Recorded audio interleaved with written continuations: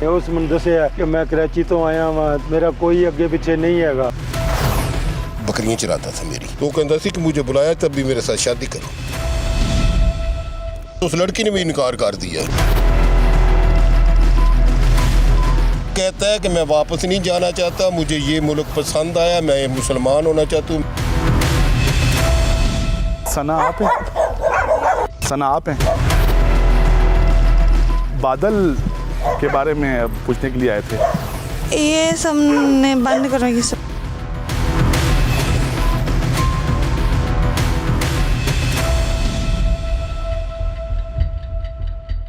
آج کل نیشنل اور انٹرنیشنل میڈیا پر ایک بھارتی شہری کی بہت چرچا ہو رہی ہے۔ اتر پردیش کے ضلع علی گڑھ کا رہائشی 20 سالہ بادل بابو ایک پاکستانی لڑکی کی محبت میں گرفتار ہو کر پاکستان آیا تھا، جسے منڈی بہاؤدین پولیس نے گرفتار کر لیا ہے۔ اس کیس کی کھوج کے سلسلے میں آج ہم منڈی بہاؤدین کے نوائی علاقے بلاول کالونی جائیں گے اور یہ جاننے کی کوشش کریں گے کہ بادل کی گرفتاری کیسے عمل میں آئی۔ 15 اکتوبر کو بھارت سے روانہ ہونے والا بادل بلاول کالونی کیسے پہنچا، کس کے پاس ٹھہرا، اور سب سے اہم سوال، وہ لڑکی جس کے لیے بادل پاکستان آیا وہ کون ہے اور کیا وہ بھی بادل سے محبت کرتی ہے؟ آئیے ان سوالات کا جواب جانتے ہیں۔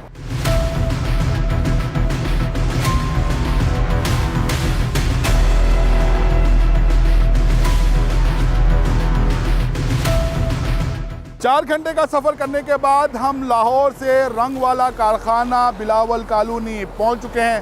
آئیے اپنی کھوج کا آغاز کرتے ہیں۔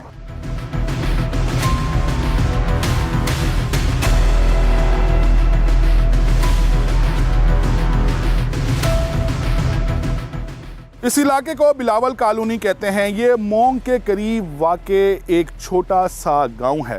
ہماری اطلاعات کے مطابق بادل بابو اسی گاؤں میں رہا۔ آئیے اسی گاؤں کے کسی شہری سے بات کرنے کی کوشش کرتے ہیں۔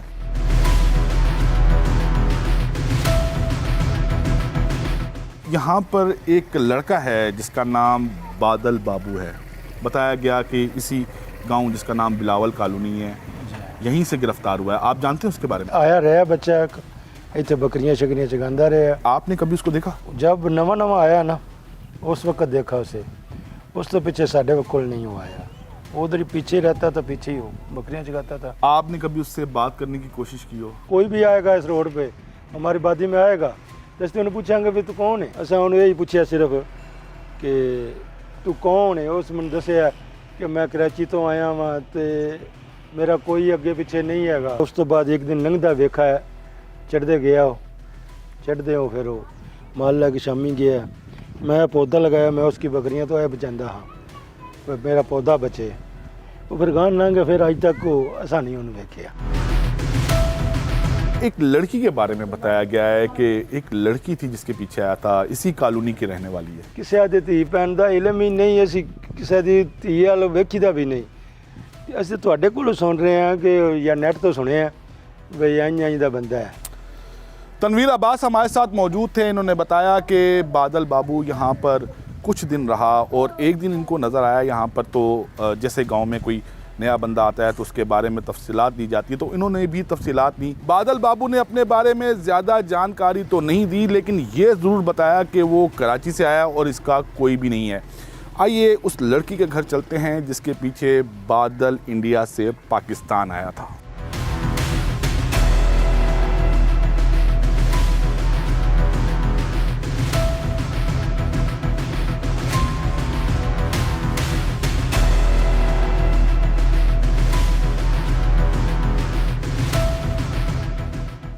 السلام علیکم، کیسے ہیں آپ؟ خیریت سے ہیں؟ طبیعت ٹھیک ہے؟ ثنا آپ ہیں؟ جی ثنا آپ ہیں؟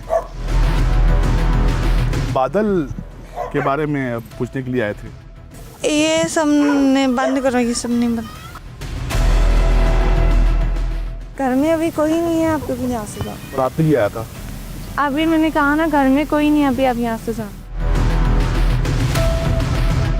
ہم آئے تھے آپ سے بات کرنے کے لیے آئے تھے، اگر آپ ہم سے بات کرتی، ہم بہت دور سے آئے تھے، بیٹھو آپ یہاں۔ ہم لاہور سے آئے ہیں، آپ سے اسپیشلی بات کرنے کے لیے آئے ہیں۔ नहीं चाहिए हमें कोई बात नहीं।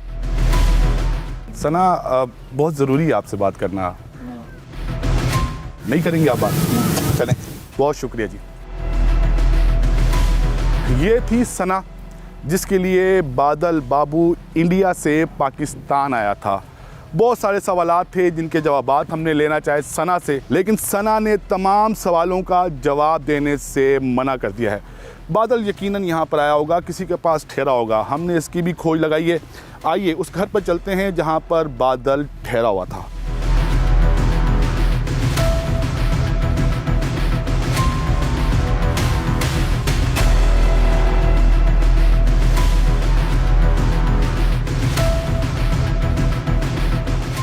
बादल बिलावल कॉलोनी कैसे पहुंचा, इसका जवाब तो अभी बाकी है, लेकिन बिलावल कॉलोनी में बादल किसके पास ठहरा, हमने इसकी खोज लगाई तो हमें पता चला कि एक शहरी जिसका नाम हाजी खान असगर है, इसकी हवेली पर बादल ठहरा था। आइए हाजी खान असगर से मुलाकात करते हैं।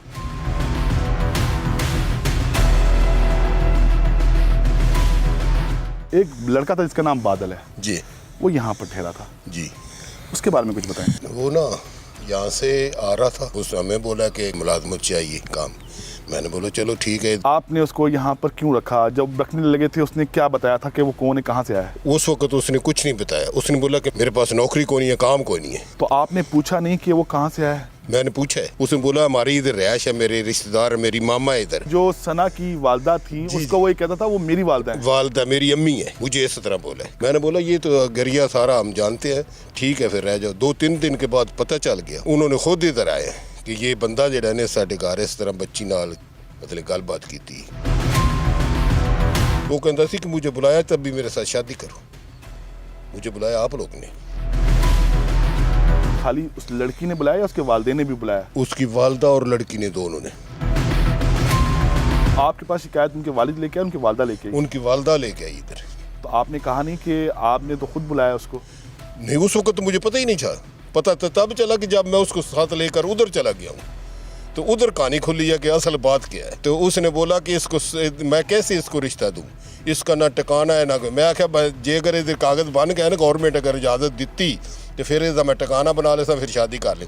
अगर गवर्नमेंट इजाज़त ना देती, इसके कागज़ ना मुकम्मल हुए, तो फिर मैं पुलिस को दे। क्या लड़की इनकार करी थी या उसके वालदेन इनकार कर रहे थे? मेरे सामने तो उस लड़की ने भी इनकार कर दिया है।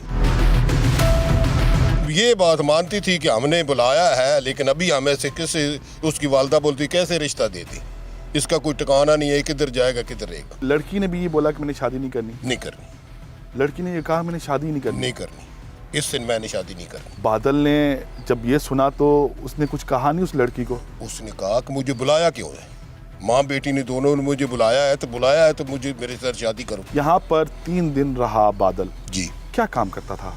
बकरियाँ चराता था। मेरे पास बकरियाँ थी, उसके बाद मैंने बेच दी हैं। उसके पास पैसे थे, मोबाइल था? कुछ भी नहीं था उसके पास, खाने को भी कोई पैसा कसीरा नहीं था। वो तो ऐसे भटक रहा था, जैसे ही मुल्क में आया दाखिल हुआ है, कभी खाना किसी से खा लो, कभी किसी से खा लो। बादल ने यहाँ से पाकिस्तानी नंबर से कॉल की, आपके नंबर से कॉल की थी? गालबन शायद हो सकता, मेरे से लिया था मोबाइल कि अबू जी जरा मोबाइल देना। आपको अब्बू जी कहता था? जी। उसने बताया था कि उसका मजहब क्या है? नहीं, मैंने पूछे नहीं, उसके बाद पूछा, उसने बोला हम तो लेकिन मैं अभी कलमा पढ़ता हूँ, मेरे सामने कलमा भी पढ़ा है। कहता है कि मैं वापस नहीं जाना चाहता, मुझे ये मुल्क पसंद आया, मैं मुसलमान होना चाहता हूँ, मैं कलमा भी पढ़ता हूँ, मैं मुसलमान होना चाहता हूँ, मैं इस मुल्क में रहना चाहता हूँ। मुझे तो ये बोलता था। ये जब पता चल गया सब कुछ कि ये इंडियन शहरी है तो उसके बाद ये कह रहा था? जी। पहले नहीं बोला, मैंने बोला ना इधर दूध पी लो दूध, उसने बोला दूध नहीं मैं पीता। मुझे फिर आस्ता आस्ता पता चला कि ये जब गोश्त भी नहीं खाता है, दूध भी नहीं पीता है, कि मसला क्या। हमारी आज की खोज में इस केस की तमाम परतें खुल चुकी हैं। बादल बाबू इस गांव में आया जिसका नाम बिलावल कॉलोनी है, यहाँ पर आकर रहा। जिस लड़की से मोहब्बत करता था उसका नाम सना है, उसके घर पर रिश्ता भी लेके गया, लेकिन उसकी वालदा ने ये कहकर रिश्ता ठुकरा दिया कि इसके पास कुछ भी नहीं। एक सवाल का जवाब अभी बाकी है और ये है कि बादल पाकिस्तान में दाखिल कैसे हुआ। आइए थाना सदर चलते हैं।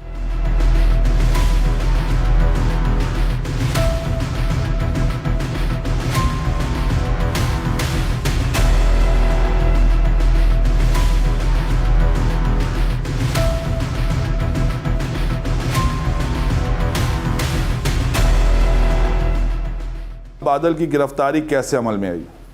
हमें जी एक इतला मिली कि रंग वाली फैक्ट्री, ये एक मंडी से बाहर इलाका है, वहाँ पे एक मशकूक शख्स फिर रहा है। इस इतला पर मैं मौके पर पहुँचा, उसको चेक किया, उसका शनाख्ती कार्ड हमने मांगा तो वो अपना शनाख्ती कार्ड पेश ना कर सका। उसने कहा कि मैं पाकिस्तान का हूँ ही नहीं, मैं बल्कि एक इंडियन शहरी हूँ। हमने कहा कि अगर आप इंडियन शहरी हैं तो अपना कोई पासपोर्ट, कोई वीज़ा, कोई सफरी दस्तावेज़ वो दिखा दें। लेकिन वो ये सफरी दस्तावेज़, पासपोर्ट, वीज़ा कोई चीज़ हमें हमारे सामने पेश ना कर सका। उसको हम थाना ले आए और उसकी हमने तहकीक की, लेकिन वो कोई भी बॉर्डर क्रॉसिंग के मुतल्लिक कोई भी वो हमें क्लू, कोई शहादत, कोई चीज़ पेश ना कर सका, जिस पर हमने उसके खिलाफ फॉरेन एक्ट के तहत पर्चा दे दिया। तफ्तीश में क्या सामने आया है?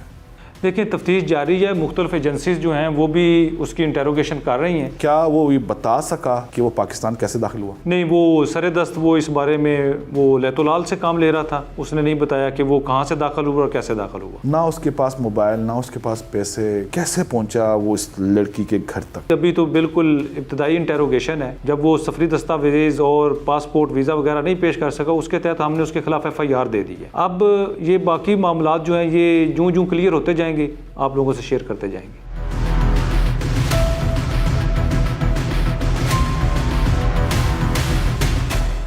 सोशल मीडिया पर परवान चढ़ने वाली इस मोहब्बत का दर्दनाक अंजाम हुआ।